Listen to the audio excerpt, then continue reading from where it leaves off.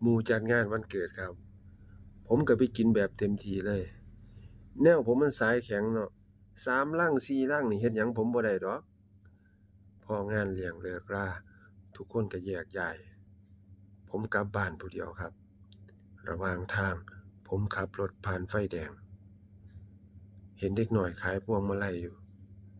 ณตอนนั้นบ่ทันคิดหยังหลายเดะครับพอไฟแดงที่2เห็นเด็กน้อยผู้เก่าขายพวงมาลัยอีกผมก็เริ่มแปลกใจเริ่มใจบ่ดีแล้ว แต่ก็ไปต่อครับพอฮอดไฟแดงที่3ก็เห็นเด็กน้อยผู้นี้